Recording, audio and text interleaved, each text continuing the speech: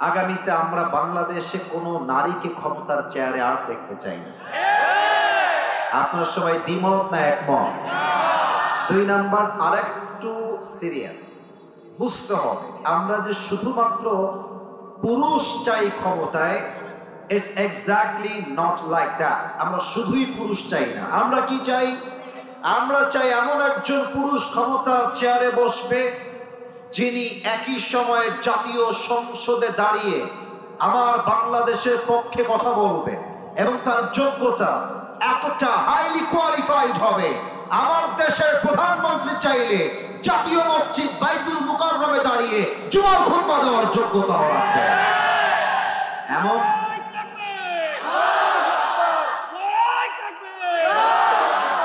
এমন প্রধানমন্ত্রী আমরা আগামীর বাংলাদেশে চাই কি চাই না? আমাদের এই ইচ্ছার বাহিরে যারাই কাজ করবে 5 আগস্টের ইতিহাস তাদেরকে মনে রাখতে হবে।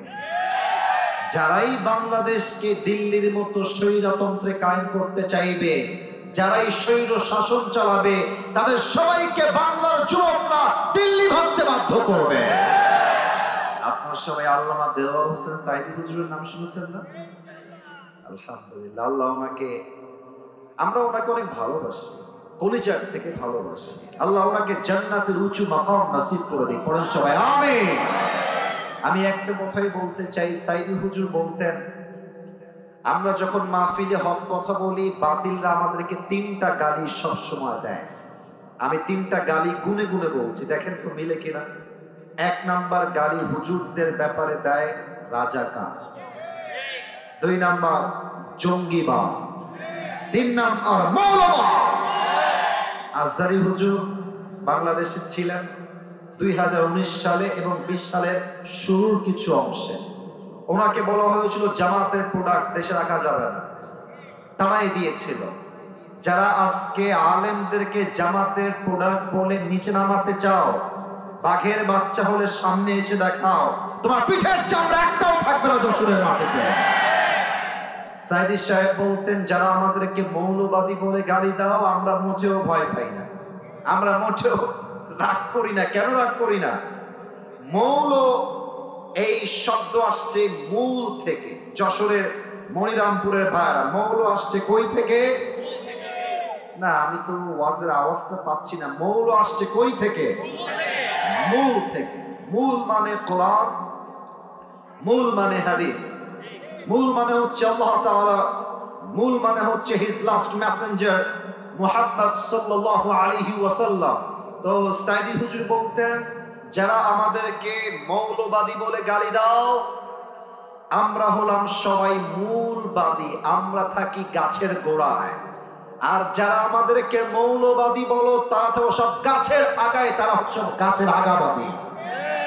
এবার বলেন তো, বাঘের কণ্ঠে সিংহের মতো উচ্চ কণ্ঠে বাঁশের গাছের আগায় শক্তি বেশি না গোড়ায় শক্তি বেশি? গোড়ায় শক্তি বেশি। উনি বলতেন, তোমরা থাকো গাছের আগায়।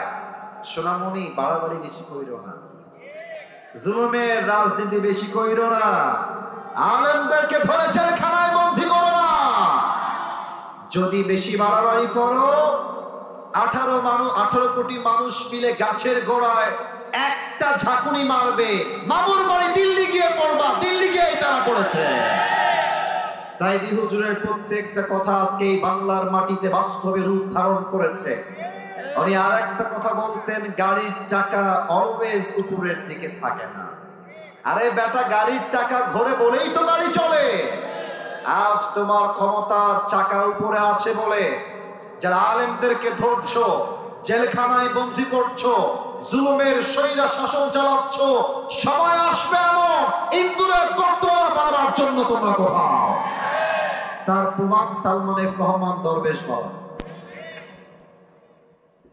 আপনারা অনেকে হাসলেন, হাসা নাজায়েজ কিছু না, তবে খুব খেয়াল করবেন, ভিডিও যদি না দেখে থাকেন ইউটিউবে আরেকবার সার্চ করে দেখবেন। মিয়া সালমান এফ রহমান 1 মিনিটে যে ইনকাম করে, 1 মিনিটে যা তার অ্যাকাউন্টে যে কয় টাকা ঢোকে, এটা আপনার পুরো জীবনের ইনকাম, পুরো জীবনের ইনকাম। এত হাজার কোটি টাকার মালিক সে। খেয়াল করবেন ইউটিউবের ভিডিওতে তাকে ওঠানো হচ্ছে, আদালতে এত হাজার কোটি টাকার মালিক, তার পক্ষে একটা উকিল কথা বলবে, হারিকেন দিয়েও খুঁজে পাওয়া যাচ্ছে না। এটাই প্রমাণ, জালিমের পতন যখন সুনিশ্চিত হয়ে যায়, জালিম তখন ইন্দুরের গর্ত বায়না পাওয়ার জন্য যশোরে ভাড়া। আল্লাহ যেন আগামীর দেশটাকে জুলুমহীন দেশ কায়েম করার তৌফিক দান করে। পড়েন সবাই আমিন। আচ্ছা, যারা আপনারা এসেছেন, আমাকে একটা কথা বলেন, আমি সবার থেকে এটা শুনতে চাই। আগামীতে বাংলাদেশে ইসলামের রাজ কায়েম হবে, এটা আমরা সবাই চাই কি চাই না? আপনারা খুবই খুশি হবেন জানলে, এবং অনেকে জানেন যে জামাত ইসলামের নেতা ডক্টর শফিকুর রহমান এবং চরমনায় পীর সাহেব দুইজন কয়েকদিন আগে দেখা করেছে, দেখেছেন আপনারা সবাই? আমরা এটাই চাই, আমরা কোনো দ্বন্দ্ব চাই না। আমরা প্রত্যেকটা ইসলামী দলগুলো ঐক্যবদ্ধ হয়ে যাব, নাস্তিকরা দেশ ছাড়তে বাধ্য হবে। আমরা চরমনায় জামাত আর মারামারি চাই না। আমি হেফাজত বুঝি না, আমি চরমনায় বুঝি না, আমি জামাত বুঝি না, আমি তাবলীগ বুঝি না, আমি কওমি বুঝি না, আমি আলিয়া বুঝি না।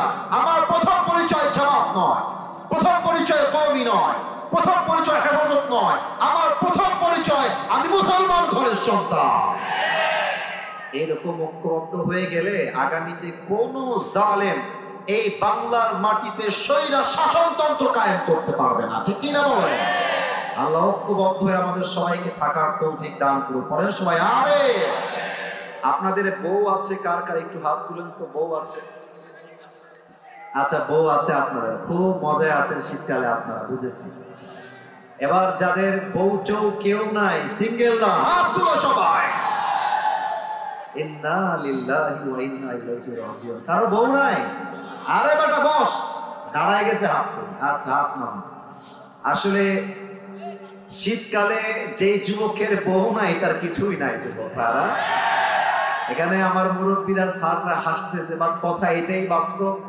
আমি সবসময় মজা করে বাস্তব কথাটাই বলি, যুবকদের চরিত্র শীতকালে কম্বল দিয়ে রক্ষা হবে না, ল্যাব দিয়ে রক্ষা হবে না। যুবকদের চরিত্র রক্ষা করতে একমাত্র বিয়ের দরকার, একমাত্র বইয়ের দরকার। আব্বা বোঝে না, রে বোঝে না, আব্বা বোঝে না, ছেলের বিয়ের বয়স হয়েছে।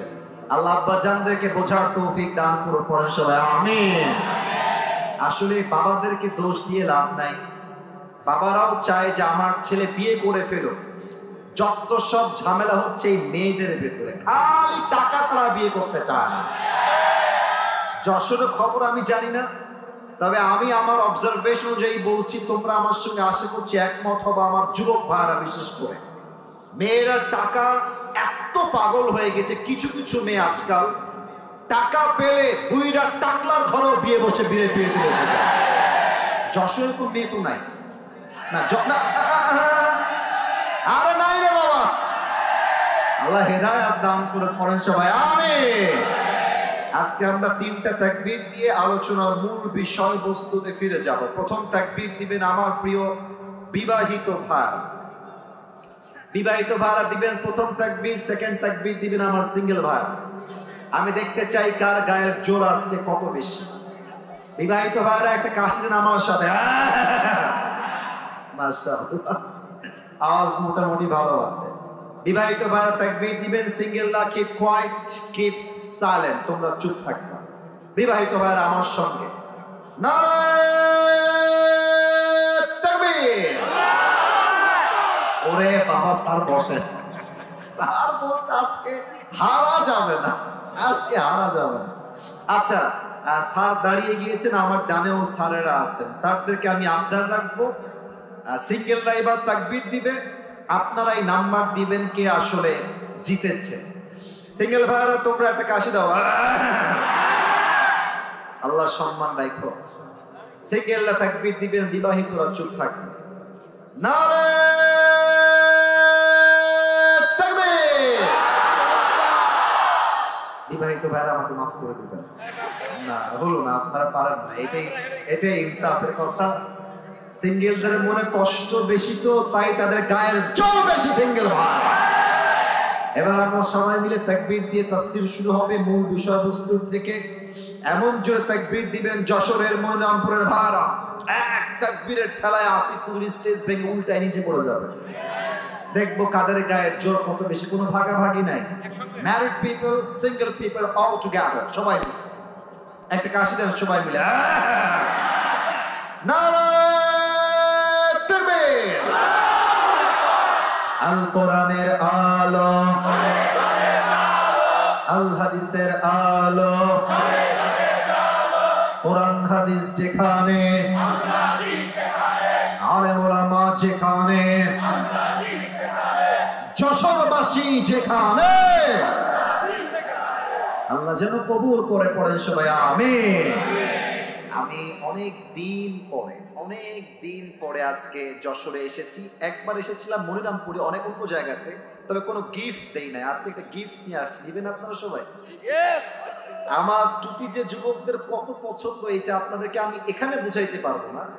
কিছু কিছু মাহফিলে ছেলেবেলা আমাকে ছিঁড়ে খায় টুপি নেওয়ার জন্য।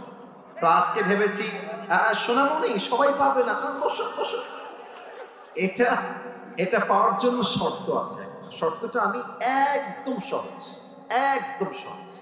আমি আসিফ হুজুর আজকে 7টা পয়েন্টে কথা বলবো। বলেন সবাই, কয়টা পয়েন্ট? এই যে জোরে বলতে হবে যশোরের ভাই, কয়টা? কেউ যদি চায় মোবাইল ফোনেও লিখতে পারে, অথবা চাইলে কাগজে কলমেও লিখতে পারে। Not a big deal, it's allowed. এটা আমি পারমিশন দিলাম। যেই যুবকটা বা যেই মুরব্বীটা ওয়াজের শেষে গিয়ে আমাকে 7টা পয়েন্ট মুখস্থ বলতে পারবে, আমি আমার এই টুপিটা সত্যি খুব শখে। আর একটু বলে দেই, পাকিস্তান থেকে আমি নিজের জন্য, নিজে পরার জন্য অর্ডার দিয়ে স্পেশালি নিয়ে আসছি ফ্রম পাকিস্তান। তো এটা আমি দিব ভালোবাসার খাতিরেই। একজন যুবক চাই যে শেষে গিয়ে পাবা। আশা রাখছি সবাই অ্যাক্টিভ থাকবে। আমি আমার আলোচনা শুরু করার চেষ্টা করছি। সবাই একটা তাকবীর দেন, নারায়ে তাকবীর। শুরু করছি আমি আমার আলোচনার সেন্ট্রাল থিম থেকে কথা। যশোরের মনিরামপুরের ভাইয়েরা উত্তর দেন সবাই। আমরা কি আল্লাহর প্রিয় বান্দা হতে চাই কি চাই না? আমরা কি আল্লাহর সবচেয়ে কাছের বন্ধু হতে চাই কি চাই না? আচ্ছা বলেন তো, যদি আল্লাহ আমার বন্ধু হয়ে যায়, যদি আল্লাহ আমার কাছে সবচেয়ে কাছের প্রিয় বন্ধু হয়ে যায়, আর আমিও যদি আল্লাহর সবচেয়ে কাছের বন্ধু হয়ে যাই, মানুষ হিসেবে, মুসলমান হিসেবে আমার কি চাওয়া পাওয়ার মতো আর কিছু থাকে? আমি আল্লাহর কাছে যেতে চাই, আমি আল্লাহর সবচেয়ে প্রিয় বান্দা হতে চাই। আজকে আলোচনা আমরা করব এই বিষয়ে কোরআন থেকে এবং হাদিস থেকে। আপনারা স্টেজে এভাবে করেন না, মুভ করেন না। যেখানে বসবেন স্থিরভাবে বসে যান। আপনাদের হরকত করলে আমার ব্রেন চাপ করবে কথা বলাকে। স্যারেরা, সম্মানিত ব্যক্তিবর্গরা, প্লিজ একটু বোঝার চেষ্টা করুন। আজকে আলোচনার সেন্ট্রাল থিম হচ্ছে how can we get closer to Allah সুবহানাহু ওয়া তাআলা। আমরা রবের সবচেয়ে কাছের বান্দা হতে পারি কেমনে, প্রিয় বান্দা হতে পারি কেমনে? 7টা আমল কোরআন থেকে, হাদিস থেকে রেফারেন্স ভিত্তিক উল্লেখ করে আমি আজকে আলোচনা করতে চাই। আপনারা হয়তো শুনেছেন, পাকিস্তানের একজন টপ ফেমাস স্কলার, তার নাম হচ্ছে মাওলানা তারিক জামিল। নাম শুনেছেন? অনেকে হয়তো ফেসবুকে অবশ্যই দেখেছেন। দেখবেন যে সাদা পায়জামা পরে, সাদা পাঞ্জাবি পরে, অলওয়েজ একটা সাদা পাগড়ি মাথায় থাকে। উনি সেই দিন আল্লাহকে পাওয়ার ব্যাপারে ছোট্ট একটা বাক্য বলেছেন, এটা আমার কলিজায় গিয়ে আঘাত করেছে। এত মারাত্মক কথা। আমি জাস্ট সেই কথাটা আজকের মাহফিলে কোট করার ট্রাই করছি। মাওলানা তারিক জামিল তার ভাষায় বলেন, উর্দু ভাষা তার, আমি আগে উর্দু ভাষায় বলবো, then I will translate in Bangla, তারপর আমি বাংলায় তর্জমা করে দেব। মাওলানা तारिक जमील बोलें, जिसे अल्लाह मिला और दुनिया में उसे कुछ भी ना मिला, फिर भी उसे सब कुछ मिला, और जिसे अल्लाह ना मिला और दुनिया में उसे सब कुछ मिला, फिर भी उसे कुछ भी ना मिला। যে আল্লাহকে পেল, এ বামে কথা বলে কে? এটা তো খুবই বিশৃঙ্খলা কথা। এই কমিটিরা কি করে? এই ছেলেরা, কমিটিরা, তোমরা কথা বললে আমি কাকে সামলাবো? এদিকে আসো, তোমরা এদিকে আসো, এখানে দাঁড়াও, এদিকে আসো, এদিকে আসো, কথা বলো না। কলিজারা, কথা বলো না। তোমরা সামলাও মানুষকে। তোমরা কথা বললে আমি যাবো কোথায়? একদম চুপ থাকো। যে আল্লাহকে পেল, আর দুনিয়ার কিছুই সে পেল না, তবুও সে দুনিয়াতে সবকিছু পেল। আর যে আল্লাহকে পেল না আর দুনিয়ার সবকিছু সে পেল, তবুও সে আসলে কিছুই অর্জন করতে পারলো না। ঠিক কিনা বলে? আল্লাহ মিলা তো সব কুছ মিলা, আল্লাহ না মিলা তো কুছ ভি না মিলা। The main destination is Allah subhanahu wa ta'ala. আমাদের সকলের গন্তব্য এক রব। আওয়াজ দিয়ে বলেন, সেই রবকে। আল্লাহ আমার রব, এই রবই আমার সব, দমে দমে তনু মনে তারি অনুভব। তোমার দুনিয়াতে আমি যেদিকে তাকাই, অথই নিয়ামতে ডুবে আছি সবাই। পাখ পাখালির কণ্ঠে শুনি তাসবিহ কর রব, তাসবিহ কর রব। আল্লাহ আমার রব, এই রবই আমার সব। বলেন সবাই, রবকে। এবার আসুন আমলগুলো শুরু করি। 1 number, if you want to get closer to Allah subhanahu wa ta'ala, the first condition is you have to clean your heart. প্রথম শর্তই হচ্ছে আত্মার পরিশুদ্ধি। আত্মা যার ভালো তার সব ভালো, আত্মা যার নষ্ট তার পুরো জীবনটাই নষ্ট। আমি কিছু এক্সাম্পল দিচ্ছি, একটা ঘটনা বলবো এই মুহূর্তে। আমি কাউকে উঠতে দেখি নাই একজন ছাড়া মাহফিল। আমি একজন আমার চোখে পড়েছে উঠে গেছে। কেউ যদি আপনার ডান বাম থেকে উঠে যায়, ও লুঙ্গি টান দিয়ে ধরে বসায় দিবে, তবে লুঙ্গি যেন খুলে না যায়। এই যে কে উঠছে, এই কালো গেঞ্জি, এই একে ধরো তো, একে ধরো তো, ওই যে মাঝখানে। তুমি উঠবা তো আসছো কেন মাহফিলে বেটা? এই যশোরের সন্তান আমরা, যশোরের বদনাম হবে এটা আমরা চুল পরিমাণ বরদাস্ত করতে পারবো না। আমাকে জাস্ট 45 মিনিট সময় দিবেন, অলরেডি আমার আধা ঘন্টা সময় আপ হয়ে গিয়েছে। কেউ উঠবেন, উঠলে আমাকে ইনফর্ম করুন। 1 নাম্বার, আত্মার পরিশুদ্ধি করবেন। এখন আমি একটা প্রশ্ন করব সবাইকে, উত্তর আশা রাখছি আপনারা সঠিক দিবেন। একজন ব্যক্তি যিনি কোনো নবী নন, তবে তার ইনস্ট্রাকশন, তার দিক নির্দেশনা সন্তানের জন্য আল্লাহর কাছে এত পছন্দ হয়েছে, আল্লাহ রাব্বুল আলামিন সেই ব্যক্তির নামে কোরআনে একটা সূরা নাযিল করেছেন। ব্যক্তির নাম কি? লোকমান। মাশাআল্লাহ, আমার ডানের সামনে উত্তর দিয়েছেন, লোকমানে হাকিম। আমি আগে রেফারেন্সটা বলে দেই। ইবনু জারীর আত-তাবারি এই ইতিহাসের গ্রন্থে এসেছে, লোকমান হাকিম ছিলেন পেশায় একজন রাখা, ছাগল চড়াতেন, তিনি গোলাম ছিলেন। তো তার মালিকের কাছে একজন যুবক এসে বলল, হে লোকমানের মালিক, আপনার আন্ডারে যে যুবকটা জব করে তার নাম হলো লোকমান, তবে এই লোকমান কোনো সাধারণ মানুষ নয়। তার উইজডম, তার জ্ঞান, তার মেধা, তার প্রজ্ঞা এতটা প্রশস্ত, সে যখন কোথাও ছাগল চড়াতে যায় রাখাল হয়ে, আশেপাশের 14 এলাকার মানুষ তার জ্ঞান গর্ভ কথা শোনার জন্য এক জায়গায় জড়িত হয়ে যায়। সুবহানাল্লাহ পড়বেন না আপনারা সবাই? হে লোকমানে হাকিমের মালিক, আপনি একবার লোকমানের জ্ঞান টেস্ট করবেন, যদি আপনি আমার কথায় বিশ্বাস না করেন। লোকমানের মালিক ডাক দিয়ে বলছে, শোনো শোনো, লোকমানের মাথায় কোনো বুদ্ধি নাই, সে একজন সাধারণ যুবক, সাধারণ রাখাল, ভেরি সিম্পল গায়, কোনো বুদ্ধি নাই, তুমি ভুল বলছো। সে বলছে, মালিক যদি আমার কথা ভুল হয় আপনি প্রমাণ নিতে পারেন, আপনি টেস্ট করে দেখেন আমার কথা ভুল হচ্ছে কিনা। তারপরের দিন লোকমান বাসায় আসছে ছাগল চড়িয়ে।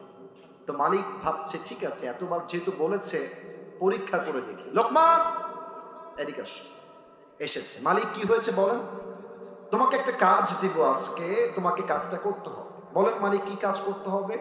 মালিক বলছে, এই দাও, যাও, একটা ছাগল জবাই করো, ওয়াখরিজ মিনহা আতয়াবা মুযগাতাইন, ছাগলের সবচাইতে পবিত্র অংশ কেটে আমার কাছে নিয়ে আসো। লোকমান বলছে, মালিক যা বলবেন তাই মানতে আমি বাধ্য, কোনো সমস্যা নাই। ছাগল জবাই করে ছাগলের পবিত্র অংশ কেটে আমি আপনার কাছে নিয়ে আসছি। লোকমান চলে গিয়েছে, ছাগল জবাই করেছে, ছাগলের সবচেয়ে পবিত্র অংশ কলিজা কেটে নিয়ে এসেছে। কি কেটেছে যুবক ভাইরা? বলো বলো বলো। মাশাআল্লাহ, এই হলো যশোরের সাউন্ড। এভাবেই কথা বলবেন। যশোরের একটা সম্মান পুরো বাংলাদেশে আছে। ইভেন একটা কথা বলে ফেলবো, মিডিয়ায় যাচ্ছে, এটা খুব সিরিয়াস হয়ে যাবে কিনা ভাবতেছি। আসলে যদিও বা খুলনা আমাদের বিভাগ, তবে আমি আসিফ সচক্ষে দেখেই বলছি খুলনার চাইতে অনেক বেশি স্মার্ট যশোরের যুবক নাই। এবং শুধুমাত্র যুবকদেরকে স্মার্ট বলছি তা না, আমি কোনো ছোট ছোট মানে কাউকে ক্রিটিসাইজ করছি না। আপনি খুব খেয়াল করবেন খুলনার চাইতে যশোরের লোক আরো বেশি অ্যাট্রাক্টিভ, এবং খুলনার চাইতে যশোরের শহরটা দেখতে আরো বেশি সুন্দর, ঠিক কিনা বলেন? এবং আমার কথার বাস্তব প্রমাণ হচ্ছে খুলনা হচ্ছে বিভাগ, এয়ারপোর্ট হবে খুলনায়, যশোরে এয়ারপোর্ট কেন বুঝতে হবে। দাল মে কুছ কালা তো জরুর হ্যাঁ। তা আপনার কথা বলবেন বিড়ালের বাচ্চার মতো নয়, সিংহের মতো গর্জন দিয়ে যশোরে নয়। তো লোকমান কলিজা কেটে বলছে, মালিক এই নেন ছাগলের সবচাইতে পবিত্র অংশ। তো মালিক বলছে ঠিকঠাক আছে, এটাই ছাগলের সবচেয়ে পবিত্র অংশ, তবে তোমার কাজ এখনো শেষ হয় নাই, তুমি আবার যাও, এবার গিয়ে ছাগল জবাই করে ছাগলের সবচেয়ে নাপাক অংশ আমার কাছে কেটে নিয়ে আসবা। লোকমান বলছে স্যার যা বলবেন তাই শুনতে বাধ্য। বাসা থেকে বের হয়ে ছাগল জবাই দিয়েছে, আবার ছাগলের বুকটা কেটে কলিজা নিয়ে আসছে, ডাক দিয়ে বলছে মালিক এই নেন ছাগলের সবচেয়ে অপবিত্র অংশ। মালিক বলছে লোকমান তোমার তো বুদ্ধি নাই, তুমি তো বোকার ঘরের বোকা। আগে বললাম পবিত্র অংশ, তাও আনলা কলিজা, এবার বললাম নাপাক অংশ, আবার আনলা সেই কলিজা। একই অংশ একই সময় অপবিত্র আবার পবিত্র, হাউ ক্যান ইট পসিবল? কেমনে হতে পারে লোকমান? তোমার তো মাথায় বুদ্ধি আছে শুনেছিলাম, কিন্তু বোকার ঘরের বোকা। বুদ্ধি মানুষ যারা বুদ্ধিমান হয়তো তারা কথা বলে কম, কাজ করে বেশি। আর যাদের মাথায় ঘিলু নাই দেখবেন যে ফাঁকা কলসি বাজে বেশি। লোকমান বলছে মালিক আমার কি বুদ্ধি আছে কিনা, that's a different topic, different subject, এটা ভিন্ন বিষয়। তবে সত্য কথা হলো প্রত্যেকটা প্রাণীর দেহে একটা ছোট্ট গোস্তের টুকরা আছে, এইটা পবিত্র থাকলে পুরো দেহ পবিত্র হয়, এটা নষ্ট হয়ে গেলে পুরো দেহটাই নষ্ট হয়ে যায়। আলা ওয়াহিয়াল কলব, আল্লাহর হাবিব বলেছেন এটাই হচ্ছে মানুষের আত্মা। প্রমাণ দেখেন, অনেক মেয়ে দেখবেন এই যে কথা বলে কে কলিজারা, বুঝলা না ভালোবাসার মানটা, বুঝলা না আমার কথাটা। শোনো, ধমক দেওয়ার জন্য আমি মাহফিল আসি নাই, এখানে সবগুলো আমার ভালোবাসার মানুষ বসে আছে, আমি ধমক দিব কেন ভাই? আসিফ হুজুর মানে যুবকদের ভালোবাসা, যুবক মানে হচ্ছে আসিফ হুজুরের ভালোবাসা। পায়ে হাত রাখলাম, ধমক দিব, কথা বলবেন ভাই আমার কলিজার কথা বলবেন। কিছু মেয়ে দেখবেন হাতে মোজা, পায়ে মোজা, ইভেন আমি অবাক হয়ে যাই, এমন ভাবে নিকাব পরে চোখটাও খুব ভালো করে দেখা যায় না, মনে হবে ইয়ার এই তো আবি কবি জান্নাত সে ভাগ কে দুনিয়া মে আই, এত ভালো বোরকাওয়ালা। কিন্তু আমি অবাক হয়ে যাই, যশোরের এয়ারপোর্টে একটা জায়গা আছে ঘোরার জায়গা, একদিন গেছিলাম, আমি দেখলাম যতগুলো মেয়ে প্রেম করে বেড়াচ্ছে তার ৮০% বোরকাওয়ালিরা।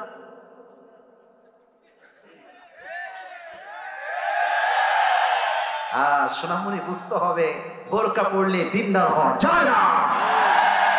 আমি যখন দেখি মেয়েটা হাতে মোজা পায়ে মোজা নিকাব পরে বয়ফ্রেন্ডের সঙ্গে বাদাম খাচ্ছে আর প্রেম করে বেড়াচ্ছে, তখন আমার খুলনার ছেলে হিসেবে যশোরের সন্তান হিসেবে একটা কথাই মাথায় আসে, উপরে ফিটফাট ভেতরে পুরোটাই চমৎকার। তাহলে এখানে মূল ব্যাপারটা কি? তার দেহ ঠিকঠাক, পোশাকও ঠিকঠাক, আত্মায় ভেজাল। আত্মায় ভেজাল না হলে বোরকা পরে প্রেম করে কেমন করে যুবক ভাড়া বলো? আত্মা ঠিক, মানুষ ঠিক, আত্মা নষ্ট, মানুষ নষ্ট। এই আত্মা হলো মোট 3 প্রকার। যশোরের মনিরামপুরের ভাড়া, লুক অ্যাট মাই 3 ফিঙ্গার্স, 3টা আঙ্গুল দেখেন, বলেন সবাই আত্মা কয় প্রকার? এক হলো সুস্থ, আর এক হলো অসুস্থ, আর এক হলো মৃত। 3টা বললাম, সবার থেকে এবার শুনতে চাই, শোনা শেষ ব্যাখ্যায় যাব। এক হচ্ছে সুস্থ, এক হলো, 2 হচ্ছে অসুস্থ, 2 হলো, 3 হলো মৃত। 3 নাম্বার কি? মৃত আত্মা। সুস্থ আত্মা কাকে বলে? ভেরি শর্টকাট ডেফিনেশন, ছোট্ট ভাবে বলছি, যার অন্তরে হিংসা নাই, বিদ্বেষ নাই, শিরিক নাই, বেদাত নাই, অহংকার নাই, তার আত্মাকে সুস্থ হিসেবে কবুল করে নিবে একজন, তিনি কে? বাংলাদেশে হুজুরদের মাঝে যেই পরিমাণ হিংসা আছে, যুবকদের মাঝেও এই পরিমাণ হিংসা নাই। এই যে আপনাদের আজহারী সাহেব যশোরে যে ওই যে কুলের হাট, তাই না, এসেছিলেন, অনেকজনকে দেখলাম হুজুররাই আর কি, আমি কোনো দলের নাম বলি, দলের নাম বলা আমার উদ্দেশ্য না, কাউকে ছোট করাই আমার উদ্দেশ্য না। ওনারা বলছে যে হুজুরের মাহফিল লোক নাকি ভাড়া করে নিয়ে আসছে। মানুষ পাগল হইলে কি পরিমাণ পাগল হয়? আচ্ছা 20 লাখ মানুষ কি কখনো ভাড়া করে আনা যায়? এটা কারণ হচ্ছে একটাই, তার অন্তরে হিংসা দিয়ে ভরা যুবক। এক নাম্বার সুস্থ আত্মা, 2 নাম্বার হলো অসুস্থ আত্মা। অসুস্থ কাকে বলে এটা বোঝার জন্য একটা এক্সাম্পল দিতে হবে, বাট এক্সাম্পলটা বোঝার জন্য দিমাগ দিয়ে নয়, দিল দিয়ে শুনতে হবে। বলেন তো এটা কত সাল? 25 সালে কোন মাস? জানুয়ারি মাস। আমি আপনাদেরকে 100 বছর আগে নিয়ে যেতে চাই, 1925 সাল। বলেন তো এখন তো যশোরে মাশাআল্লাহ খুব ভালো মেডিকেল আছে, হসপিটাল আছে, ইভেন ক্লিনিক অনেক ভিআইপি, আমি নিজে দেখেছি। কিন্তু 100 বছর আগে পুরো পৃথিবীতে হসপিটাল ছিল? আরে ভাই কথা না কইলে কেমনে বুঝি? হসপিটাল ছিল, মেডিকেল ছিল, ভিআইপি ক্লিনিক ছিল, ছিল ছিল ছিল না। তখন কি ছিল? মুরব্বীরা আরো ভালো জানবেন, তখন ছিল কবিরাজ, তখন ছিল ওঝা, তখন বলা হতো তাদেরকে হাকিম, তখনকার যুগে কবিরাজ ছিল। তো একজন যুবককে মনে করেন যে সাপে কেটেছে, এখন যুবকটা বুঝবে কেমনে যে সাপটা কি ধোড়া সাপ না কোবরা, বিষাক্ত না বিষহীন, কেমনে বুঝবে? ওঝার কাছে যেত। তো ওঝা কি করতো? মনে করেন এটা হচ্ছে একটা আমার কাছে চায়ের কাপ, ভাবেন যে এটা চায়ের কাপ নয়, এটা হচ্ছে একটা বাটি। ওঝা সাহেব একটা ফ্রিজ নিতেন, ফ্রিজের ডান দিকে মরিচ বাটা রাখতেন, মরিচের বাটা, আর একদিকে রাখতেন লবণ বাটা। যাকে সাপে দংশন করেছে বলতো, যুবক তুমি এদিকে আসো, জিহবাটা বের করো। কবিরাজ সাহেব মরিচ বাটা নিয়ে এক টুকরা যুবকের জিহবায় দিতেন, আর বলতেন যুবক আমাকে বলো মরিচের স্বাদ তোমার কেমন লাগে। যুবক যদি বলতো স্যার আমার কাছে তো মরিচের স্বাদটা কেমন যেন পাইনসা পাইনসা লাগে, তখন কবিরাজ বুঝে ফেলতেন যে এটা কোনো ধোঁড়ার স্বাদ নয়, বিষাক্ত স্বাদ। কেন? কেমনে বুঝতেন? কারণ খুব বুঝতেন, সাপে ছোবল দিলে হিউম্যান যে বডি, মানুষের যে দেহ, সাপের বিষের প্রথম প্রভাবটা কি পড়ে? মানুষের জিহ্বার স্বাদ নষ্ট হয়ে যায়। কিন্তু মানুষের জীবনে সাপের চাইতে বিষাক্ত সাপ হলো ইবলিস, শয়তান। সাপ ছোবল দিলে জিহ্বার স্বাদ মরে যায়, আর শয়তান ওয়াসার ছোবল দিলে মানুষের ইমানের স্বাদ নষ্ট হয়ে যায়। তখন দাড়ি রাখতেও ভাল লাগে, টুপি পড়তেও ভাল লাগে, মসজিদের সভাপতি হতেও ভালো লাগে, আবার সুদের ব্যবসা করতেও ভালো লাগে। বুঝলে বুঝপাতা, না বুঝলে তেজপাতা। তবে যেই মেয়েগুলো বোরকা পরে প্রেম করে বেড়ায়, এদের সবার আত্মা হচ্ছে অসুস্থ। এদের কাছে বোরকা পড়তেও ভাল লাগে, প্রেম করতেও ভাল লাগে। কেন? ইমানের স্বাদ নষ্ট হয়ে গেছে, ঠিক কিনা বলে? 2 নাম্বার অসুস্থ আত্মা, এটা যদিও বা একটু সিস্টেমে ঠিকঠাক আছে, বাট 3 নাম্বারটা বড় মারাত্মক। এটা শুনলে আমার নিজের কলিজায় কেমন যেন একটা কম্পন তৈরি হয়ে যায়। আল্লাহ বলছেন যাদের আত্মা মরে গেছে, উলাইকা কাল আনআম, এরা চতুষ্পদ জানোয়ারের মতো, বালহুম আযাব। আল্লাহ বলছেন someone is coming from outside, কে এসেছে কুকুর জানে না, বাট দূর থেকে দেখলে কুকুর ভাবে চোর আসছে মনে হয়। দেখবেন কুকুর দূর থেকে দেখলেই খেউ খেউ খেউ খেউ খেউ শুরু করে দেয়। কথা ভুল বললাম না ঠিক বললাম?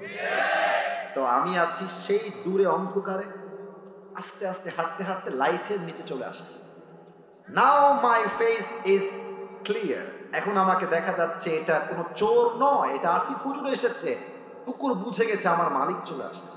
দেখবেন কুকুর আর ঘেউ ঘেউ করে, চুপ করে সোজা মালিকের পায়ের কাছে গিয়ে মাথা নিচু করে ফেলে, আর কুকুর তার ভাষায় বলে I am extremely sorry sir, আমি আপনাকে আসলে শুরুতে চিনতে পারি নাই, এই জন্য ঘেউ ঘেউ করেছিলাম, স্যার মাফ করে দিবেন আমাকে, আপনাকে আমি চিনলে ঘেউ ঘেউ করতাম না। আল্লাহ বলছে, বান্দা এই কুকুরকে তার মালিক কি দিয়েছে? এক গ্লাস পানি, একটা রুটি, অথবা একটা পাউরুটি।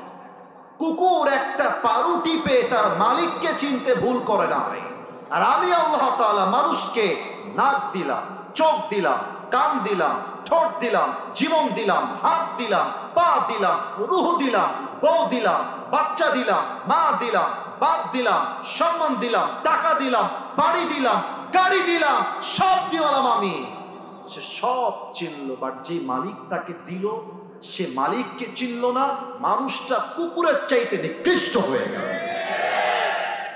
তাফসীর বুঝতে পেরেছেন? এবার আল্লাহকে যে চিনতে পারে না সে কুকুরের চাইতে খারাপ। আমরা কি এত খারাপ হতে চাই যশোরের ভাইরা? যদি এত খারাপ না হতে চান, 6টা পয়েন্ট আরো বাকি আছে, শুনে যাবেন তো ইনশাআল্লাহ। আমার বিশ্বাস, আমি তো ওয়াজ করছি 1 ঘন্টা, আমার বিশ্বাস যদি আজকে মনিরামপুরের এই মাহফিলে ভোর রাত পর্যন্ত ওয়াজ হতো, প্রত্যেকটা যুবক মুরব্বী ওয়াজ শেষ করে ফজরটা জামাতে পড়ে বাসায় ঘুমিয়ে যেত। যশোরের মানুষ কোরআনকে বড্ড ভালোবাসে। 1 নাম্বার, আত্মাকে ক্লিন করতে হবে। তবে একটা কথা মনে পড়ে গেল, এটা আবার হাদিসের বাহিরে, তাহলে বলা যাবে না মনে হয়, না? এটা শিক্ষণীয় একটা কথা, বলা যাবে না মনে হয়, তাই না? পারমিশন দেন না, বলা যাবে কি যাবে না? অনেক যুবককে দেখবেন যে এই চললে নামাজে, চললে আসরের নামাজের সময় হয়ে গেছে, কি বলে জানেন? হুজুর প্যান্টটা খারাপ আজকে, প্যান্টটা। এটা কি বাস্তব? এটা বাস্তব, আমি নিজে দাওয়াত দিয়েছি। বলে হুজুর প্যান্টটা খারাপ তো। আরে বেটা, তোর প্যান্ট খারাপ তো, তোর বিয়ে হয়তো প্যান্ট খারাপ হলো কেমন রে? প্যান্ট খারাপ নয়, চরিত্র খারাপ যুবকটা, ঠিক কিনা বলেন? তো ভালো যে একদিন হবা, বোঝাবার সাথে গল্প বলছি, গল্পটা শুনবা, টাইম পাস করার জন্য নয়, শেখাবার জন্য বলছি। এক ব্যাঙ আর সাপ খুব বন্ধুত্ব। তো একদিন ব্যাঙ সাপকে বলছে, বন্ধু তুমি দেখতে খুব সুন্দর গো, তোমার চেহারা খুব সুন্দর, তোমার গায়ের যে রং বন্ধু, কঠিন রং, ব্ল্যাক কালার, জাস্ট ওয়াও, তোমাকে দেখতে আমার অনেক সুন্দর লাগে, এবং তুমি যখন এরকম ফেনা তুলে ফস ফস করো, কি যে লাগে গো বন্ধু, অনেক সুন্দর চেহারা তোমার, অনেক সুন্দর স্টাইল তোমার। তো সাপ তো পাম্পটি খেয়ে ফুলে গেছে, বলছে আসলে বন্ধু আমি অনেক সুন্দর। তো ব্যাঙ এত প্রশংসার পরে বলছে, বন্ধু সবকিছুই ঠিকঠাক, তো তোমার একখান জিনিস আমার মোটেও ভালো লাগে না। কি ভালো লাগে না কও দি ভাই? তো বলতেছে যে তুমি যখন হেঁটে বেড়াও রাস্তায়, সোজা হয়ে হাঁটো না, কেমন তিরিং বিরিং করে হাঁটো, এই তিরিং বিরিংটা আমার পছন্দ হয়। তো তুমি যদি পারো বন্ধু একটু সোজা হয়ে হাঁটো। তো সাপ বলছে, বেয়াদব কোথাকার, তুই আইসিস কোহাইতে ভাই, এত বড় সাহস তুই আমার ভুল ধরিস? আমি হলাম সাপ, তোরে আসতে খাইছি, ফস করে উঠছে। আর ব্যাগ বলছে, বন্ধু তুমি তো লোক সুবিধার না, তোমার এতগুলো প্রশংসা করলাম, তোমার গায়ে ঠেকলো না, তোমার একখান বদনাম করলাম, তোমার গা ঝুলে গেল, বন্ধু তুমি তো লোক সুবিধার না। 1 লাফ দিয়েছে ব্যাং, পুকুরের মধ্যে গিয়ে পড়েছে। এখন ব্যাং যে পুকুরে পড়েছে আর সাপ যে ফস করে উঠেছে, পাশেই ছিল এক রাখাল মামা। রাখাল বলছে, কিডারে ফস করলো, কিডারে? দৌড় দিয়ে আসছে, দেখছে মাশাআল্লাহ সাপ মামা এমনে ফনা তুলে আছে। রাখালের হাতে ছিল বিশাল বড় একটা হেদায়েতুল্লাহ লাঠি, বিশাল লাঠি। তো রাখাল বলছে, বিসমিল্লাহ বলে শুরু করা যায়। মাশাআল্লাহ পেয়ে গেছি আজকে বাগে, মার শালাকে, দইরা মা। 20 মিনিট মেরে সাপকে একদম সোজা করে দিয়েছে। এখন ব্যাং তো গেছে পুকুরের ভেতরে, ব্যাং বলছে, কি খবর রে, আমার বন্ধু দি কোনো ফসফস করে, বন্ধু গেল কোয়ানে? এখন ব্যাং দিয়েছে 1 লাফ উপরে, মাটির উপরে, দেখছে আমার বন্ধু দূরে দূরে গিয়ে দেখে, কিরে বন্ধু তো একদম সোজা হয়ে গেছে। কিন্তু সোজা হলো কেন বেলা? কাছে গিয়ে দেখে বন্ধু আর জিন্দা নাই, বন্ধুর ফেনা মেনা বিষ সব বের হয়ে গেছে। তো ব্যাং বলছে, ওরে বন্ধু সেই সোজা আপনি হইলেন, তবে ফেনা থাকতে আর সোজা হইতে পারলেন না, ফেনা বের হয়ে আপনি সোজা হইলেন। যে যুবকদের আজকে নামাজ পড়তে মনে চায় না, কারণ একটাই, যৌবনের জ্বালা বড় জ্বালা। যৌবনের জ্বালা যুবকদেরকে নামাজি হতে দেয় না, গান শোনার থেকে বঞ্চিত করতে পারে না, যৌবনের যারা যুবককে ফজরের সময় ঘুম থেকে উঠিয়ে নামাজের যায় না যুবক, ঠিক কিনা বলো? তবে নামাজি একদিন হবা, ভালো একদিন তুমি হবা, তবে সেই দিন গায়ের জোর হবে না। তাহাজ্জুদটা পড়ার জন্য বিশ্বাস না হলে মুরব্বী আব্বা জানদেরকে জিজ্ঞাসা করো।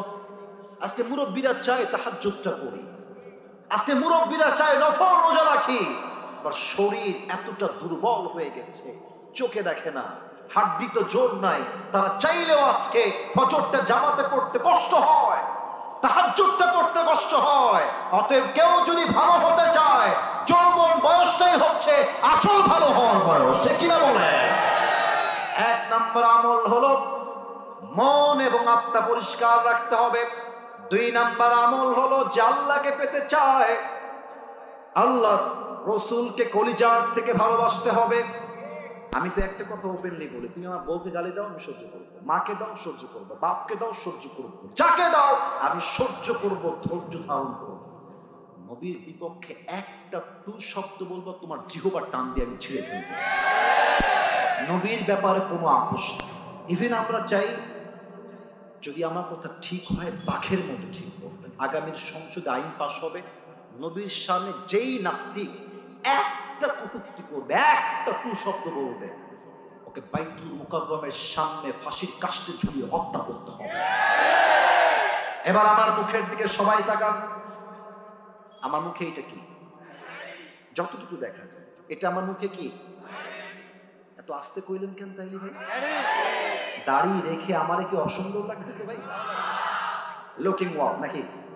তবে কিছু মেয়েদের দাড়ি দেখলে অনেক চুলকানি শুরু হয়ে যায়। দেখবা যে আমার তো দাড়িওয়ালা পছন্দ না, আমি আপনাকে বিয়ে করতে পারবো না। এভাবেই বল, এভাবেই বল।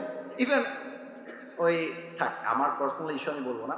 অনেক মেয়েকে আমি নিজে দেখেছি যে দাড়িটা একটু ছোট করলে ভালো হতো না, আপনাকে দেখতে আরো স্মার্ট লাগতো, আরো সুন্দর লাগতো। তুমি বেটা যশোরের ছেলে, তোমার কথা হবে বাঘের মতো। যেই মেয়ে আমাকে দাড়ির জন্য বিয়ে করতে চায় না, সে আমার বউ হওয়ার যোগ্যতাই রাখে না। এবার বলেন তো, আমার নবীর মুখে লম্বা লম্বা চাপ দাড়ি ছিল কি ছিল না? নবীর মতো সুন্দর এই তল্লাটে দ্বিতীয় আর কেউ কি হতে পারে? চাঁদের চেয়ে সুন্দর তুমি, নবী আমার কামলিওয়ালা, দো জাহানের বাদশা তুমি, প্যারা নবী সাল্লে আলা। দো জাহানের বাদশা তুমি, প্যারা নবী সাল্লে আলা। চাঁদের চেয়ে সুন্দর তুমি, নবী আমার কামলিওয়ালা। সুবহানাল্লাহ। দাড়িওয়ালা পছন্দ হয় না, বলতে কষ্ট হয়। মেয়েদের রুচি এত খারাপ, কিছু মেয়েদের দাড়িওয়ালা নয় গাঞ্জাখোর পছন্দ হয় যশোরের। আর যাদের গাঞ্জাখোর পছন্দ হয়, বাস খায় সেই লেভেলের বাস। কেন বাস খায়? কারণ গাঞ্জাখোর তো ও নিজের জীবনের মূল্য নিজেই বুঝে না, ও বইয়ের মূল্য বুঝবে কেমন করে? মনিরামপুরে মা বলেরা, মাসুদা বেগম ভালো হয়ে যাবে, ভালো হয়ে যাবে, সময় আছে। সময় থাকতে গাঞ্জাখোরকে নয়, চরিত্রবান দিনদারকে বিয়ে করতে হবে, ঠিক কিনা বলেন? দুই নাম্বার নবীর সুন্নত হিসেবে আমরা বলবো, জীবন যাক যাবে, বউ যাক যাবে, বিয়ে হলে হবে, না হলে নাই। নবীর ভালোবাসা অন্তরে আছে মানে আমার দায়িত্বে খুরও ঠেকবে না, কেচিও ঠেকবে না, ঠিক কিনা বলেন?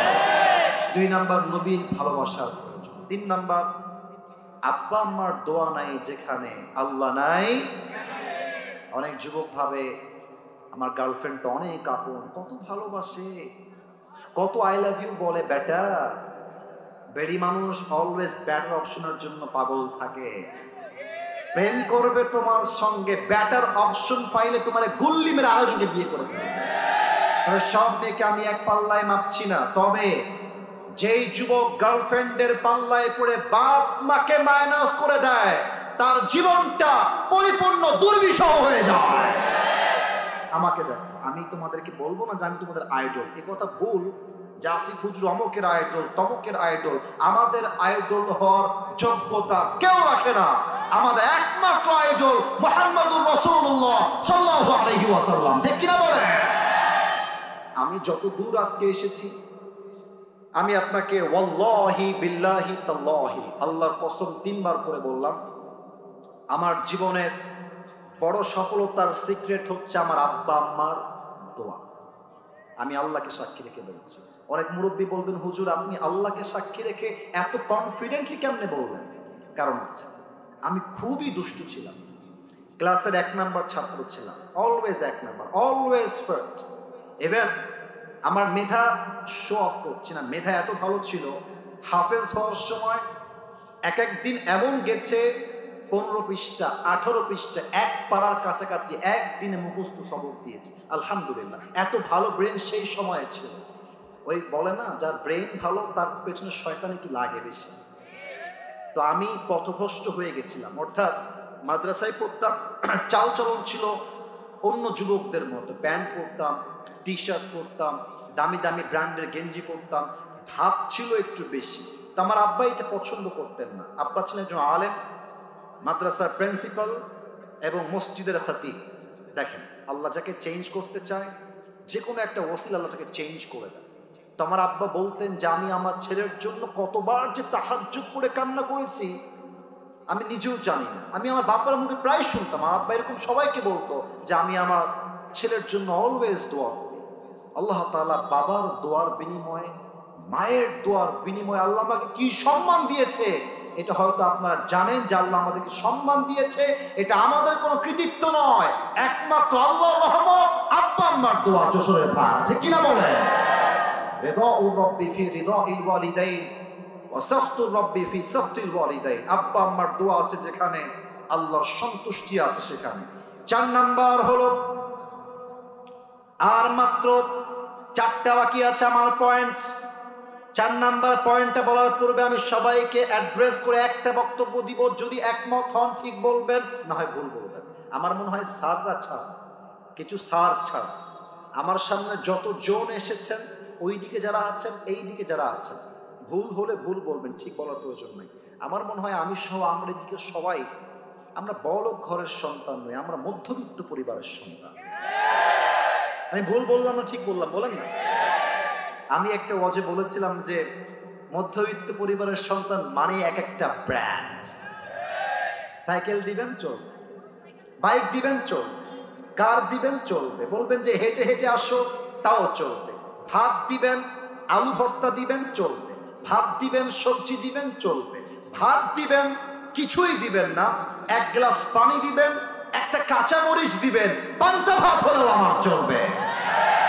কারণ আমি বড়লোক ঘরে থাপুস থুপুস খেয়ে বড় হওয়া ব্রয়লার মুরগি না, আমি মধ্যবিত্ত পরিবারের সন্তান। আমি যেমন আরাম করতে পারি তেমন কঠোর পরিশ্রম করে আমি দেখাইতেও পারি, ঠিক কিনা বলেন? আল্লাহ বলছে, বান্দা যারা তোমরা মধ্যবিত্ত পরিবারের সন্তান, যারা তোমরা গরিব ঘরের সন্তান, তোমাদের জীবনের সবচাইতে বড় হাতিয়ার হলো ধৈর্য। আমি যখন ওয়াজ শুরু করলাম, আমি সবাইকে বললাম, ভাই কেমন আছেন? অনেকে অনেক কষ্টে আছে, এইটা আমি জানি। কারো ব্যবসায় বরকত নাই, কারো চাকরিতে বরকত নাই, কারো বাসায় 1 মাস যাবৎ গরুর গোশত রান্না হয় নাই, অনেক যুবক ছ্যাঁকা খেয়েও দেখা হয়ে গেছে। তাও দেখেন, বললাম কেমন আছো? সবাই বলছে আলহামদুলিল্লাহ ভালো আছে। এবার শুনুন আপনার প্রতিদান কি হবে কিয়ামতের দিবসে।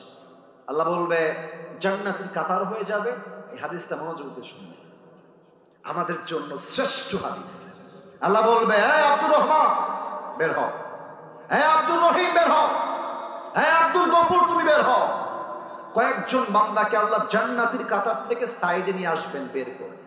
বলবে, আল্লাহ আমরা কি জান্নাত পাবো না আজকে? আমরা কি জাহান্নামী হয়ে যাবো? আল্লাহ আল্লাহ বলবে, আরে বান্দা জান্নাত পাবা, তবে সবাই হিসাব দিয়ে জান্নাত পাবে, আর আমি আল্লাহ তোমাদেরকে বিনা হিসাবে জান্নাত দিব। ও আল্লাহ, আমরা কেন বিনা হিসাবে জান্নাত পাবো? কোন আমল আমরা করেছি? আল্লাহ ডাক দিয়ে বলবে, বান্দা তুমি ছিলে মধ্যবিত্ত পরিবারের সন্তান, তুমি ছিলে গরিব ঘরের সন্তান। যখন তোমাকে কেউ জিজ্ঞেস করতো, ভাই তুমি কেমন আছো, তুমি সব ভুলে বলতা আলহামদুলিল্লাহ আলা কুল্লি হাল, আল্লাহ শুকরিয়া, আল্লাহ আমাকে অনেক ভালো রেখেছে। যাও, এই শুকরিয়ার বিনিময়ে, এই ধৈর্যের বিনিময়ে, ইন্নামা ইউওয়াফাস সাবিরুনা আজরাহুম বিগাইরি হিসাব, ধৈর্যশীল বান্দাকে আমি আল্লাহ তাআলা বিনা হিসাবে জান্নাত দিলাম। সুবহানাল্লাহ। তাহলে সবাই দুই হাত তুলেন। এবার সবাই দুই হাত তুলেন। আপনারা যারা এসেছেন ঠান্ডার মধ্যে, আমার সময় বেশি একটা নেই, তবে আশা রাখবো 3টা পয়েন্ট কেউ মিস করবেন না। সবাই আগে একটা কাশি দেন। নারায়ে তাকবীর। একটা ওয়াদা করবেন, জাস্ট ওয়াদা। এই হাত রাখেন, হাত উপরে রাখেন। বলেন সবাই হুজুর।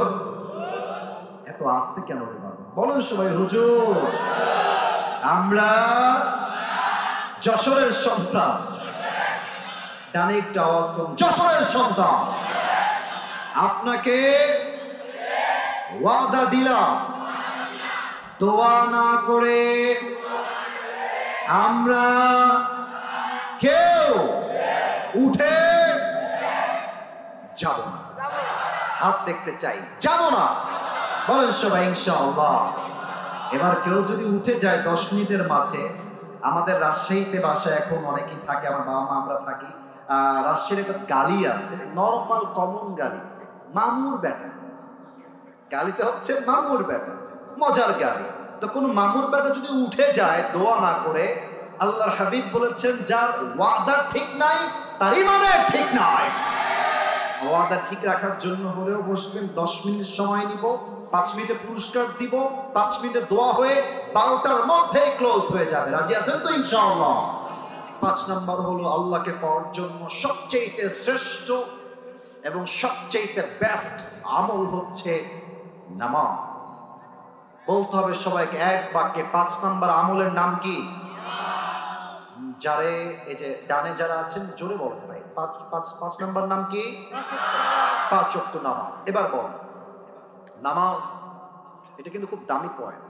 5 ওয়াক্ত নামাজ সুন্নত, ফরজ না ওয়াজিব না ফরজ? ফরজ। 5 ওয়াক্ত নামাজ ফরজ। কেন ফরজ? দেখেন, যাদের বউ আছে, মনে করেন আপনার বউকে আপনি টাকা পয়সা বাড়ি গাড়ি সব দিয়েছেন, রাতের বেলা বাজে রাত 2টা, বউ আছে ঘুমায়, এটা মাইন্ডে নেবেন না, কথা বুঝেন? বউ গেছে ঘুমায়, রাত বাজে 2টা, আপনি ভাবছেন দেখি তো আমার বউটা অন্য কারোর সঙ্গে চ্যাটিং করে কিনা।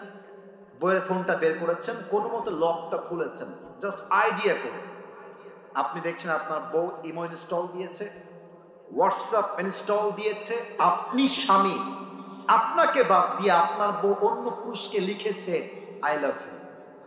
আপনি মরদ হিসেবে আপনার বউয়ের এই চরিত্রহীনতা কখনো বরদাস্ত করতে পারবেন? কেন পারবেন না? বলবেন যারা তোরা সবকিছু দিছি আমি, তোর খাবার দিছি আমি, তোর সব দিছি আমি, তুই ভালোবাসবি আমারে, তুই আমাকে বাদ দিয়ে অন্য পুরুষকে আই লাভ ইউ বলবি, এটা চুল পরিমাণ বরদাস্ত হবে না, ঠিক কিনা বলেন? আল্লাহ বলছেন আমি তোরে চোখ দিলাম, কান দিলাম, নাক দিলাম, হায়াত দিলাম, রিজিক দিলাম, তুই যখন সেজদা করবি বাবার মাজারের সামনে নয়, একমাত্র এক সত্তার সামনে সেজদা হবে। বলেন সবাই তিনি কে? নামাজের গুরুত্ব কাকে বলে একটা হাদিস বলবো ঘটনা হিসেবে, এটা বলেই 6 এবং 7 মাত্র 2 মিনিটে বলে ক্লোজ করি। বলেন তো ইসলামের দ্বিতীয় খলিফার নাম কি ছিল? ওমরে ফারুক। আমার স্টেজে যে পরিমাণ অডিয়েন্স পেয়েছে, আমার ওয়াজের জোশই উঠে গেছে। আমি ওদেরকে বলেছি যে ভাই 1 ঘন্টার বেশি 1টা মিনিট ওয়াজ হবে না, যারা সবাই জানে, ফর্ম ফিল আপ করে নিয়ে আসছে। কিন্তু সব জায়গায় নিয়ম দিয়ে নয়, মাঝে মাঝে ভালোবাসা দিয়ে হিসাব করতে হয় ভাই। কথা ঠিক আছে কিনা বলেন ভাই? 10 মিনিট অলরেডি পার 1 ঘন্টা, তবু ওয়াজ করছি কেন? কারণ যশোরের মানুষ আমাকে ভালোবাসে, আমি ভালোবাসি যশোরের মানুষকে, ঠিক কিনা? ওমর ফারুক রাদিয়াল্লাহু তাআলা আনহুর কাছে একজন যুবক আসছে, তার নাম হচ্ছে আবু লু আল মাজুসি। এসে বলছে, ওমর, আমার যে মালিক আছে সে প্রত্যেক দিন আমার কাছে 6 দিরহাম চার্জ করে, এটা আমার পক্ষে দেওয়া পসিবল নয়, তুমি কমায় দাও, তুমি 2 দিরহাম করে দাও। ওমর ফারুক বলছে 2 দিরহাম করবো, নট আ বিগ ডিল। আমাকে আগে বলতে হবে তোমার ব্যবসার সোর্স কোথায়, তুমি কি ইনকাম করো, আমাকে বলো কি ব্যবসা করো। ওই কাফের যুবক ডাক দিয়ে বলছে, ওমর, আমার ব্যবসা হলো আমি প্রত্যেক দিন চাকু বানাই, ছুরি বানাই, এটার নাম হলো আরবিতে খঞ্জর। যশোরের মনিরামপুরে ভাইরা ডান হাত দেখবেন, ডানেও চাকু বামেও চাকু, মাঝে হচ্ছে হ্যান্ডেল, এটাকে আরবিতে বলা হয় খঞ্জর, চাকু। বলছে ওরে বাবা, তোমার তো অনেক বড় ব্যবসা ভাই, তোমার তো 6 দিরহাম নয় 10 দিরহাম চার্জ হওয়ার কথা, যাও যাও যাও 10 দিরহাম চার্জ করবো আস্তে। এই কথা শুনে এটা কি আব্বাজান না যুবক? এই যে বসে পড়েন ভাই, বসে পড়েন, যাবেন না, আপনি গেলে যুবকরা খেপে যাবে, বসে পড়েন। তো বলছে অমর, সবাই যেহেতু মুসলমান তাই তুমি সবার বেলায় নরম, আর আমি যেহেতু কাফের তাই তুমি আমার বেলায় গরম, তাই না অমর? তোমার বিচার করতে আমি একাই যথেষ্ট। হুমকি দিয়ে বের হয়ে গেছে। আর যাওয়ার সময় বলে গেছে Amar, I will see you, I will kill you, তোমাকে আমি দেখে নিব, তোমাকে আমি হত্যা করেই ছাড়বো।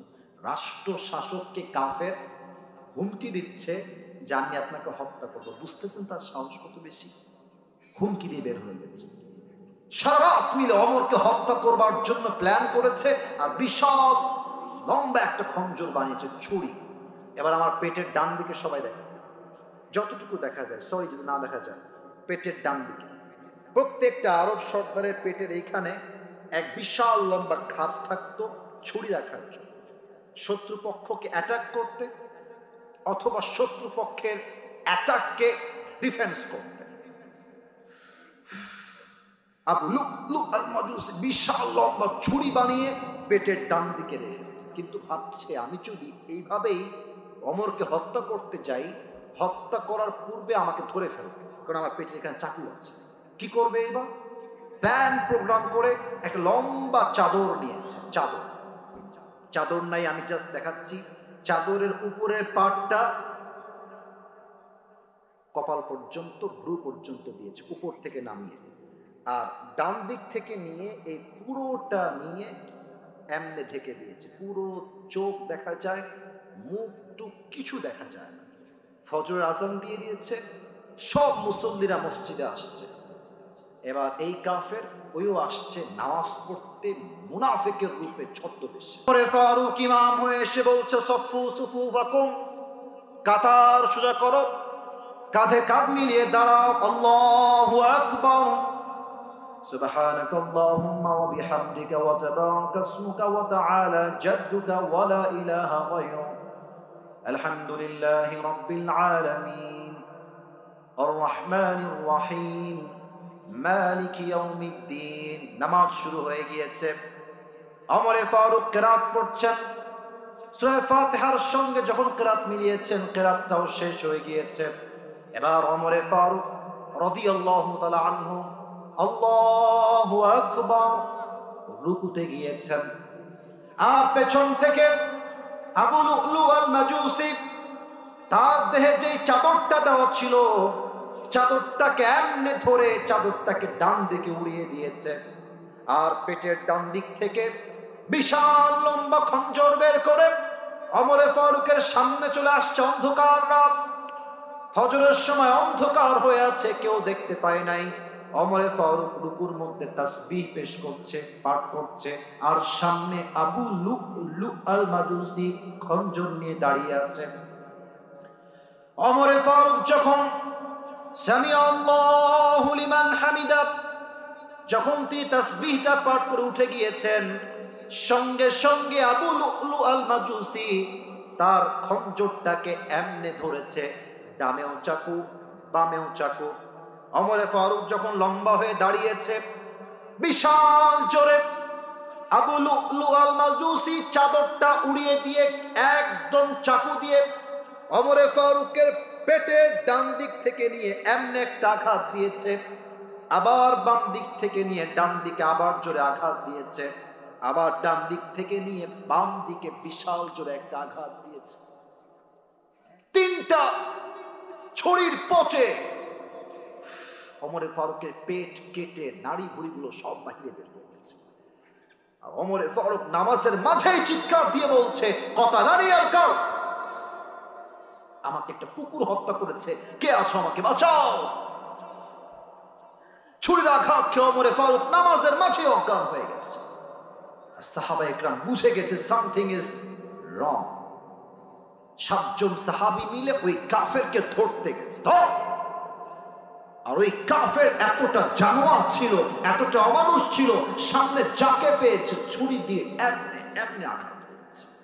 কারো গলায়, কারো বুকে, কারো পেটে এমন জোরে জোরে আঘাত করেছে, 7 জন সাহাবী জায়গায় স্পট ডেথ, জায়গায় শেষ হয়ে গেছে। ওফ খোদা, আল্লাহু আকবার। নামাজ যখন শেষ হয়ে গেছে, সব সাহাবীরা দৌড় দিয়ে ওমরে ফারুকের কাছে এসেছে। দেখছে ওমরে ফারুক অজ্ঞান হয়ে গেছে, চোখ বন্ধ, কথা বলতে পারছে না। ডাক্তাররা আসছে। ডাক্তাররা আসার পরে ওমরের পিঠে হাত দিয়ে, দেখেন ওমরে ফারুক শুয়ে আছে অজ্ঞান, পিঠে হাত দিয়ে ডাক্তাররা একটু উঠিয়েছেন। এটা পানির পিয়ালা নিয়ে আসছে।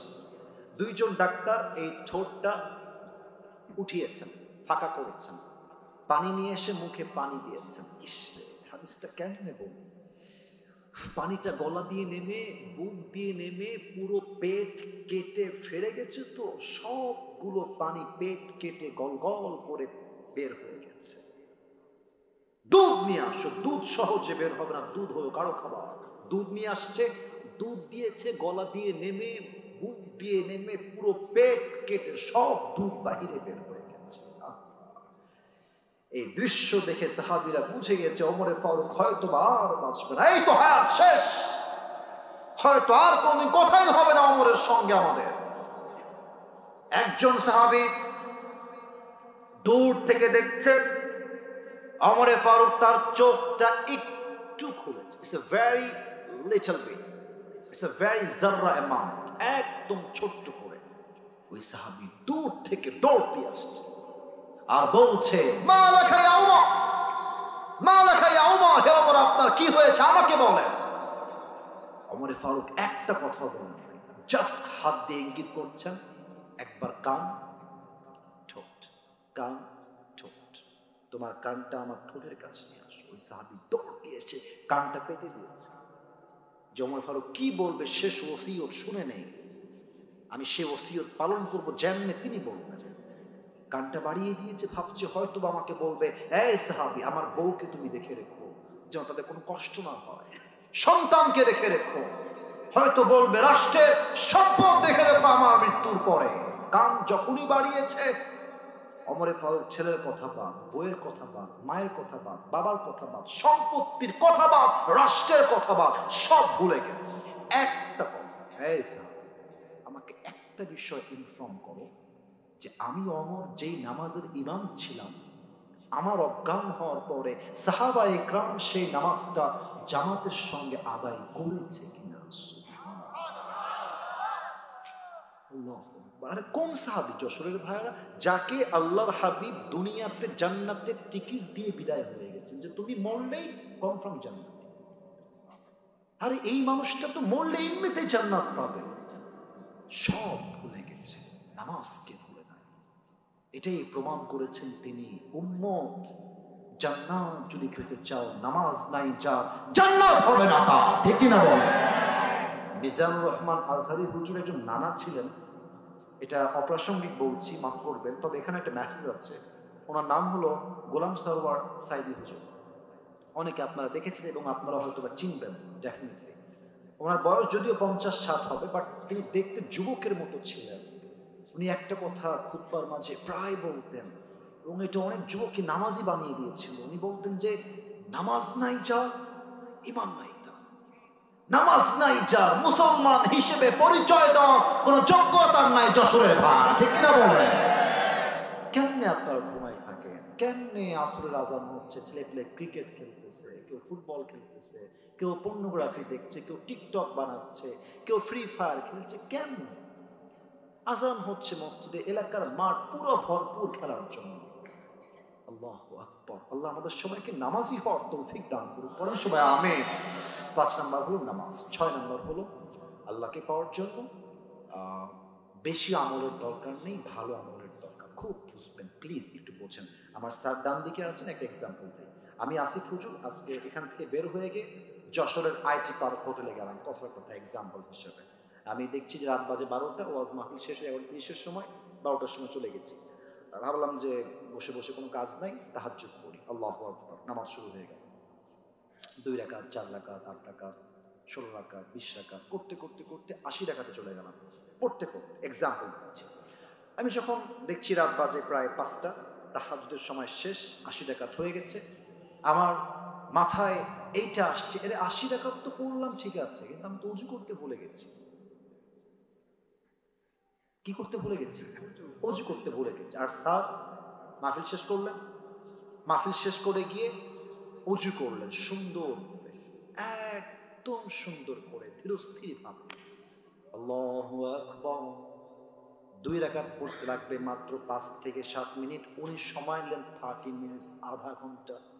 আস্তে আস্তে রুকু, আস্তে সাজদা, আস্তে খুবই স্লো স্লো করলেন, মন দিয়ে পড়লেন, তাদিল গুলো ফলো করলেন, আরকান গুলো খুব সুন্দর করে ফলো করলেন। এবার বলেন তো, আমার 80 রাকাতের দাম বেশি না স্যারের মাত্র 2 রাকাতের দাম বেশি? 2 রাকাতের দাম বেশি। কেন? আল্লাযী খালাকাল মাউতা ওয়াল হায়াতা লিয়াবলুয়াকুম আইয়ুকুম আহসানু আমালা। আল্লাহ জীবন দিয়েছেন, মরণ দিয়েছেন এটা দেখার জন্য নয় যে তোমাদের মাঝে কে কত বেশি আমল করে, না। আল্লাহ জীবন দিয়েছেন একটাই উদ্দেশ্য, তোমাদের মাঝে কে কতটা ভালো আমল করে, কতটা কোয়ালিটি ম্যাটার করে। ঠিক কিনা বলে? 6 নাম্বার ভালো আমল। 7 নাম্বারটা সবাইকে পড়াবো। হাত তুলে সবাই হাত তুলে সব, এটা 7 নাম্বার। প্রবাদ বাক্য আছে, শেষ ভালো যার সব ভালো। 2 হাত তুলেছেন তো সবাই। এবার এই যে ডান হাতটা আছে না, বুকে দেন, বাম হাত নামায় রাখেন, ডান হাতটা বুকে দেন। মাশাআল্লাহ মাশাআল্লাহ, খুব ভালো। যা বললাম তাই শুনেছেন, খুবই অ্যাপ্রিশিয়েট। মাশাআল্লাহ। আমি 7 নম্বর আমলটা আগে বলে দেই, তাওবা এবং ইস্তেগফার। আল্লাহকে পাওয়ার জন্য তওবা এবং ইস্তেগফার খুব বড্ড প্রয়োজন। আমি সবাইকে জবান দিয়ে প্র্যাকটিক্যালি পড়াতে চাই। প্রথমে তওবার দিকে আমরা আসবো, যা বলবো তাই বলবেন, তওবা হয়ে যাবে ইনশাআল্লাহ। বলেন সবাই দিল থেকে জবান খুলে আল্লাহ। আল্লাহকে ডাকেন, মনিরামপুরের ভাইরা, যশোরের ভাইরা, আল্লাহকে একবার ডাকেন আল্লাহ, আরো জোরে বলো আল্লাহ। আজকের মাহফিল থেকে তোমার শাহী দরবারে দিল থেকে তওবা করলাম। ও আল্লাহ, তুমি আমার জীবনের সব গুনাহ, জোরে বলবেন না, সব গুনাহ ও আল্লাহ মাফ করে দাও। পড়েন সবাই দিল থেকে আমিন। তওবা করতে আরেকটা ছোট্ট শর্তের প্রয়োজন হয়, আল্লাহকে ওয়াদা দেওয়া লাগবে যে আল্লাহ আমি জীবনে করব। বলেন সবাই আল্লাহ, আবার বলেন আল্লাহ, আমি ওয়াদা দিলাম অতীতে আমি যে গুনাহ করেছি ভবিষ্যতে সেই গুনাহ আমি কখনো আর করব। বলেন সবাই ইনশাআল্লাহ। সর্বশেষ হচ্ছে ইস্তেগফার। এটা বলতে মাত্র 30 সেকেন্ড লাগবে, একটু জোরে বলবেন তাহলেই হবে ইনশাআল্লাহ। আমার কলিজার টুকরা যুবক ভাইরা, পড়েন সবাই আস্তাগফিরুল্লাহ। আস্তে না প্রিয় ভাইরা, জোরে করে বলেন আস্তাগফিরুল্লাহ। সবাই পড়েন আল্লাহুম্মা গফিরলি। এই দুইটা হচ্ছে ইস্তেগফারের মতোই। আস্তাগফিরুল্লাহ একদম শর্টকাট, আল্লাহুম্মা গফিরলি একদম শর্টকাট। এবার সবাই দুইটা হাত তোলেন সবাই।